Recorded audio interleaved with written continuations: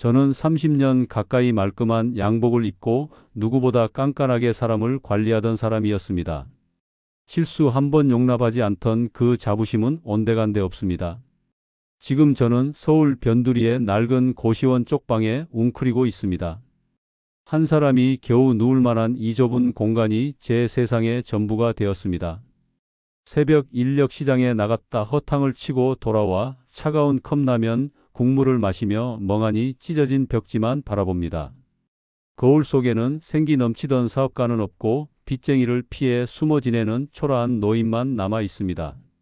도대체 무엇에 홀려 평생 모은 돈을 허공에 날려버린 걸까요? 이제 어디서부터 잘못됐는지 말해보려 합니다. 저는 제약회사에서 28년을 근속했습니다. 신입 영업사원으로 시작해 수도권 본부장 자리까지 오르기까지 제 인생은 치열한 전쟁터나 다름없었습니다. 약품 하나를 종합병원에 납품하기 위해 수십 번을 찾아가 고개를 숙였고 계약서에 숫자 하나, 토시 하나도 허투루 넘기는 법이 없었습니다. 꼼꼼함과 성실함 그것이 제 무기였고 주변에서는 저를 지독한 원칙주의자라고 불렀습니다. 회사 돈 10원 한 장도 허투루 쓰지 않는 저에게 횡령이나 배임 같은 단어는 남의 나라 이야기였습니다. 그렇게 평생을 앞만 보고 달렸고 정년퇴직을 하던 날 제 통장에는 퇴직금 2억 5천만 원이 고스란히 입금되었습니다. 평생을 갈아 넣은 대가치고는 많을 수도 적을 수도 있는 돈이었지만 아껴 쓴다면 남은 노후를 보내기에는 부족함이 없어 보였습니다. 하지만 돈이 있어도 나눌 사람이 없다는 게 문제였습니다. 3년 전 아내가 췌장암으로 세상을 떠난 뒤 집안은 정막 그 자체였습니다. 아침에 눈을 뜨면 출근할 곳이 없다는 사실이 안도감보다는 공포로 다가왔습니다.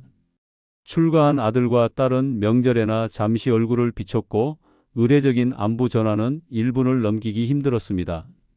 100평짜리 헬스장을 등록하고 구청 문화센터를 다녀봐도 하루는 너무나 길었습니다. 거실 소파에 앉아 멍하니 텔레비전을 보다 보면 가슴 한구석에 뚫린 구멍으로 찬바람이 들어오는 것 같았습니다.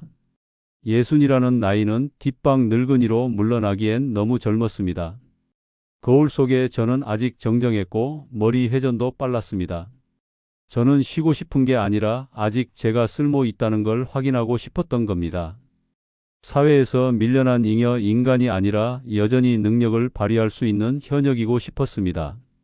동료들은 퇴직하고 다들 주식이다, 부동산이다, 재테크에 열을 올리는데 저만 도태되는 것 같은 조바심도 났습니다. 그렇게 저는 무료함을 견디지 못하고 새로운 기웃거림을 시작했습니다. 평생을 돌다리도 두들겨보고 건너던 제가 왜 그때는 그 돌다리가 썩은 나무판 자라는 걸 의심하지 않았는지 지금도 가슴을 칩니다. 비가 추적추적 내리던 화요일 오후였습니다. 강남역 인근 오피스텔에서 열린 해외 창업 설명회에 참석했습니다. 처음부터 투자를 결심하고 간 건 아니었습니다. 그저 요즘 세상 돌아가는 물정이나 알아보자 하는 가벼운 마음이었죠. 20명 남짓 모인 강의실 맨 뒷자리에 앉아 팔짱을 끼고 설명을 들었습니다. 강단에 선 젊은 남자가 열변을 토하고 있었습니다. 베트남 호치민의 한류 열풍과 K-뷰티의 성장세에 대한 이야기였습니다. 뻔한 이야기라고 생각하며 자리에서 일어나려던 찰나 그 남자가 제게 다가왔습니다. 자신을 최 실장이라고 소개한 38살의 남자는 깍듯했습니다.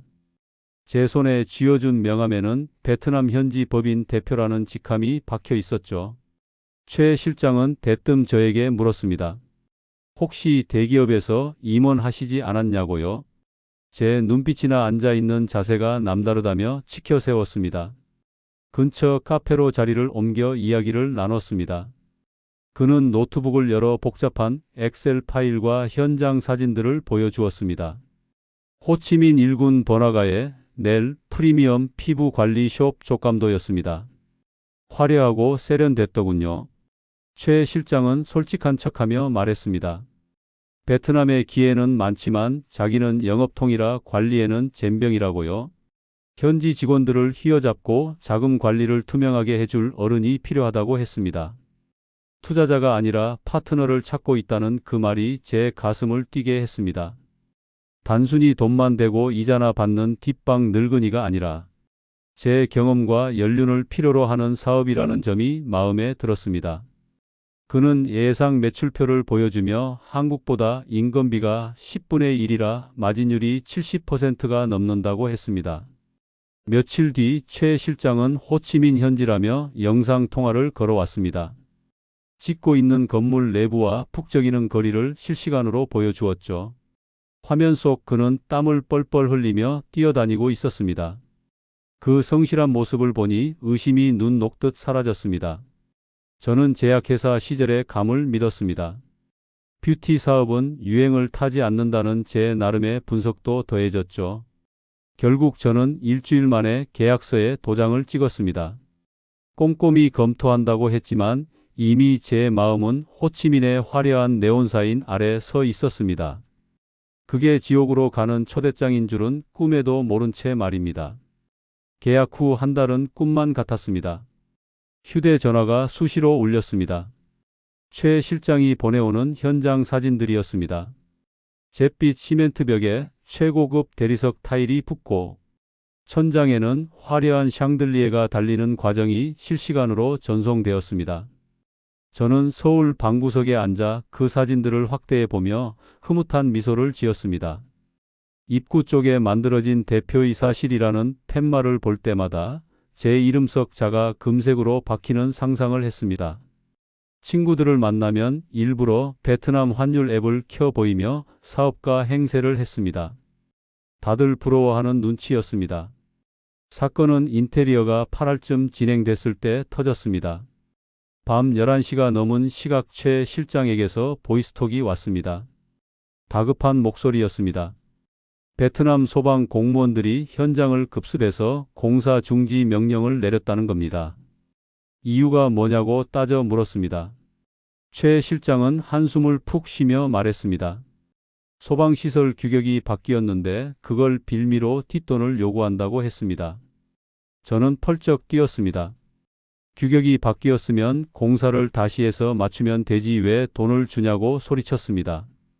제약회사 시절 원칙대로만 일 처리하던 버릇이 나온 겁니다. 최 실장은 답답하다는 듯 말을 잘랐습니다. 부장님, 여기는 한국이 아닙니다. 공사 다시 하려면 설계 변경하고 허가 다시 받는 데만 6개월 걸립니다. 월세는 월세대로 나가고 오픈은 기약 없이 미뤄지는 겁니다.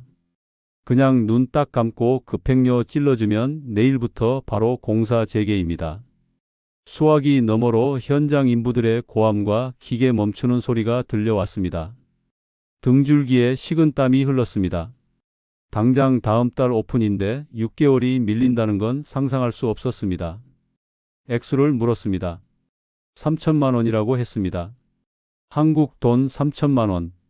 손이 떨렸습니다. 적지 않은 돈이었습니다. 하지만 최 실장은 지금 송금 안 하면 당장 공무원들이 철수하고 빨간 딱지를 붙일 거라고 협박 아닌 협박을 했습니다. 로마에 가면 로마법을 따르라는 말이 머릿속을 맴돌았습니다. 이게 사업의 융통성이라는 건가 싶었습니다. 저는 은행 앱을 켰습니다. 보안 카드를 입력하는 손가락이 머뭇거렸지만 결국 이체 버튼을 눌렀습니다. 3천만 원이 순식간에 빠져나갔습니다. 10분 뒤 최 실장에게서 사진 한 장이 왔습니다. 제복 입은 공안과 웃으며 악수하는 사진이었습니다. 잘 해결됐습니다. 역시 부장님 결단력이 대단하십니다. 그 메시지를 보고 안도했습니다. 그때는 몰랐습니다. 그 3천만 원이 제 피를 빨아먹기 위해 뚫어놓은 첫 번째 빨대 구멍이었다는 것을요. 3천만 원을 보낸 지 정확히 열흘 뒤였습니다. 새벽 2시에 전화벨이 울렸습니다. 잠결에 받은 수화기 너머로 최 실장의 다급한 목소리가 들려왔습니다. 부장님, 큰일 났습니다. 인천항에서 보낸 기계들이 호치민 세관에 묶였습니다. 잠이 확 달아났습니다. 제가 직접 검수해서 보낸 최신형 고주파 관리 기계들이었습니다. 그게 없으면 피부 관리 숍은 안고 없는 찐빵이나 다름없었습니다. 이유를 묻자 최 실장은 울먹이며 말했습니다. 세관 쪽에서 언더밸류, 그러니까 가격을 낮게 신고했다며 트집을 잡는다는 겁니다. 당장 압류를 풀지 않으면 폐기 처분되거나 경매로 넘어간다고 했습니다. 머리가 하얘졌습니다.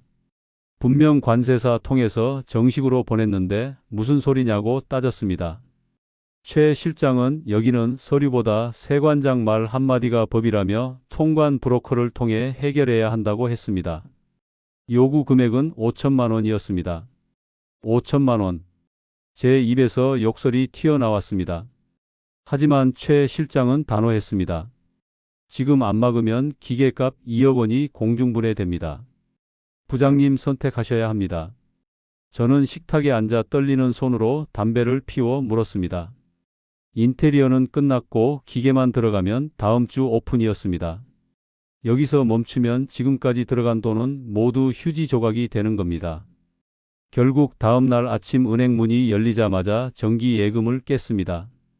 해지 위약금이 발생했지만 그런 걸 따질 때가 아니었습니다.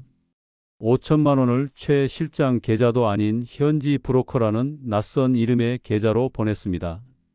송금 확인증을 보내자 최 실장은 또다시 해결했다는 문자를 보내왔습니다. 하지만 그게 끝이 아니었습니다. 3일 뒤 최 실장이 또 전화를 걸어왔습니다. 이번엔 목소리를 낮추며 비밀스러운 이야기를 꺼냈습니다.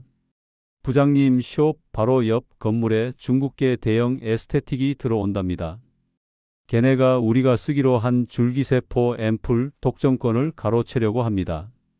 피가 거꾸로 솟는 것 같았습니다.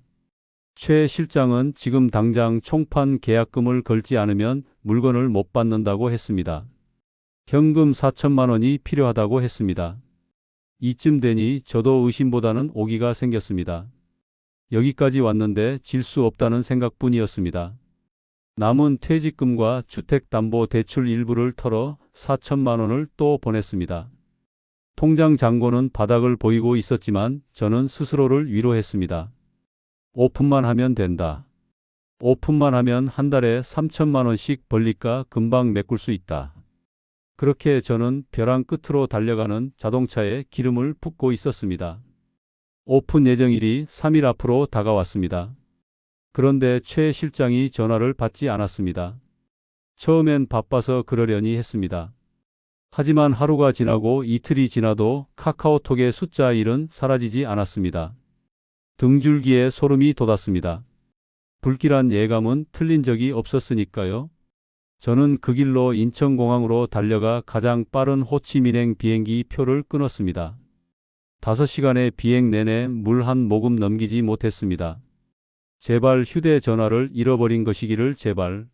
사고가 난 것이기를, 차라리 그가 아파서 병원에 있는 것이기를 빌고 또 빌었습니다. 탄손루트 공항에 내리자마자 훅 끼쳐오는 습한 공기가 숨을 턱 막았습니다. 택시를 잡아 타고 익숙한 주소인 1군 레탄톤 거리로 향했습니다. 사진으로 수백 번도 더 봤던 그 거리였습니다. 택시에서 내려 숍 앞으로 달려갔습니다. 멀리서 간판이 보였습니다. K-뷰티 에스테틱? 제 이름이 적힌 간판이 걸려 있었습니다. 안도감에 다리가 풀릴 뻔했습니다.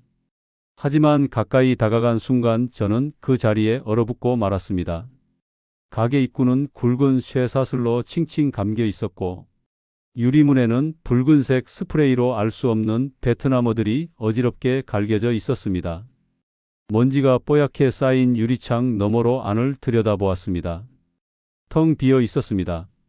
최고급 대리석이라던 바닥은 시멘트 바닥 그대로였고 샹들리에는커녕 전선들만 흉물스럽게 튀어나와 있었습니다. 고주파 기계도 줄기세포 앰플도 대표이사실도 없었습니다. 그냥 쓰레기가 굴러다니는 공사판이었습니다. 제가 사진으로 봤던 그 화려한 내부는 도대체 어디란 말입니까? 그때 옆 가게에서 베트남 남자가 나왔습니다. 저는 그를 붙잡고 최 실장 사진을 보여주며 아냐고 물었습니다. 남자는 고개를 저으며 서툰 한국어로 말했습니다. 도망갔어. 한국 사람 도망갔어. 월세 6개월 안 냈어. 하늘이 무너진다는 게 이런 기분일까요? 알고 보니 최 실장은 가짜 계약서를 보여주었고 애초에 공사를 하는 신용만 하며 사진을 합성해서 보낸 것이었습니다. 제가 보낸 기계값, 인테리어 비용, 급행료까지 총 2억 5천만 원. 그리고 대출받은 돈까지 합쳐 3억 원이 넘는 돈이 연기처럼 사라졌습니다. 떼약볕 아래 아스팔트 위로 털썩 주저앉았습니다. 지나가는 오토바이 소리가 귓가에서 윙윙거렸지만 아무것도 들리지 않았습니다. 저는 그 자리에서 짐승처럼 울부짖었습니다. 서울로 돌아오는 비행기 표값이 없어 여동생에게 사정에 돈을 붙여받았습니다. 환갑이 다 되어가는 동생이 식당 일하며 모은 쌈짓돈을 보내주며 전화기 너머로 통곡을 하더군요. 인천공항 입국장을 빠져나오는데 다리가 후들거려 걸을 수가 없었습니다. 호치민으로 떠날 때 입었던 그 말끔한 정장은 땀과 먼지로 얼룩져 있었고 제 영혼은 이미 베트남 어딘가에 버려진 뒤였습니다. 집으로 돌아갈 수 없었습니다. 이미 은행 대출 이자가 연체되어 독촉장이 날아들고 있었고 집은 곧 경매로 넘어갈 처지였으니까요. 아내와 30년을 함께 살았던 그 집, 아내의 흔적이 고스란히 남아있던 그 공간을 지키지 못했다는 죄책감이 저를 가장 괴롭혔습니다. 지금 저는 서울 영등포의 한 고시원에 살고 있습니다. 보증금 없는 월 35만 원짜리 방입니다. 창문이 없어 낮인지 밤인지도 모르는 이곳에서 저는 죽지 못해 살고 있습니다. 아침에는 인력사무소에 나갑니다. 운이 좋으면 공사장 청소 일을 하고 운이 없으면 공원에서 하루 종일 비둘기나 보다가 들어옵니다. 예전 같으면 쳐다보지도 않았을 거친 밥을 먹고 누가 버린 옷을 주워 입습니다. 가끔 길에서 양복 입은 회사원들을 보면 저도 모르게 고개를 숙입니다. 불과 1년 전만 해도 저 무리에 섞여 호령하던 저였는데 말입니다. 밤마다 최 실장의 얼굴이 떠오릅니다. 아니 그놈뿐만 아니라 저를 거쳐 간 수많은 사기꾼의 얼굴이 스쳐 지나갑니다. 돌이켜보면 그들은 저에게 사업을 판 것이 아니었습니다. 그들은 저의 외로움과 인정 욕구를 팔아먹었습니다. 은퇴하고 뒷방 노인네 취급받는 게 싫어서 다시 한번 사장님 소리 듣고 싶어서 저는 그들이 파놓은 함정에 제 발로 걸어 들어갔습니다.